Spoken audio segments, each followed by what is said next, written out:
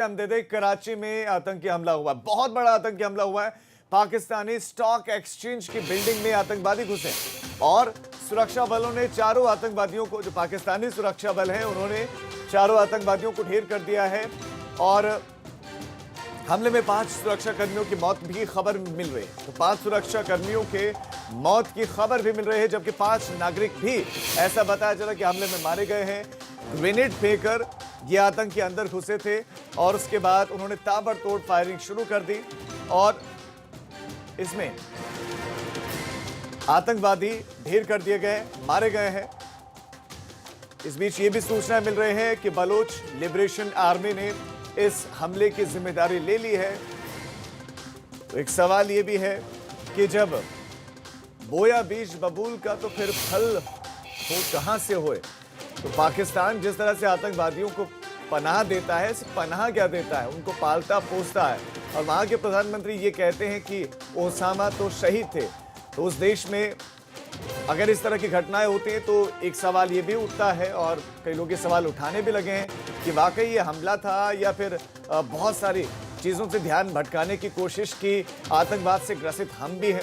बहुत सारे लोग ये भी सवाल उठा रहे हैं क्योंकि पाकिस्तान खुद को ये दिखाता है, वो आतंकवाद को पालता पोसता है, पोषित करता है, ये पूरा विश्व जानता है, लेकिन वो खुद ग्रसित है ये दिखाने के लिए कई बार इस तरह के हमले सुनियोजित भी होते हैं।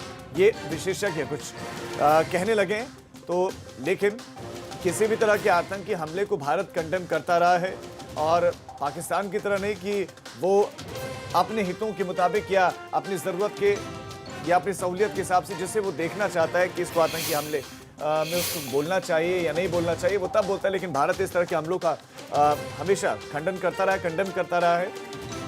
तो पाकिस्तानी स्टॉक एक्सचेंज की बिल्डिंग में ये आतंकवादी घुसे और इन आतंकवादियों ने ताबड़तोड़ फायरिंग की। इन्होंने पहले ग्रेनेड से हमला किया और उसके बाद अंधाधुंध फायरिंग शुरू कर दी। 4 आतंकवादियों को मार गिराया गया और आतंकियों की फायरिंग में 5 लोगों के मारे जाने की भी खबर है।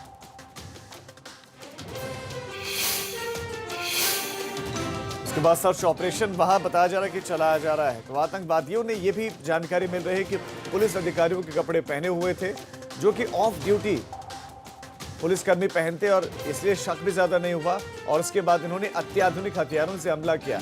अब किन हथियारों से लैस थे, ये बहुत सारे सवाल हैं क्योंकि पाकिस्तान के पास जो पाकिस्तान जिन आतंकवादियों को भेजता है तो या तो पाकिस्तान निर्मित, कुछ पाकिस्तान निर्मित तो नहीं करता, लेकिन चीन से जो वो हथियार लेता है, इन हथियारों को वो आतंकवादियों को देता है और वो आतंकवादी फिर भारत में दहशतगर्दी फैलाते हैं। वो ये भवन में घुसे और चारों आतंकवादी ढेर कर दिए गए हैं, मारे गए हैं और हमले की जिम्मेदारी जानकारी ये मिल रही है कि बलोच लिबरेशन आर्मी ने ले ली।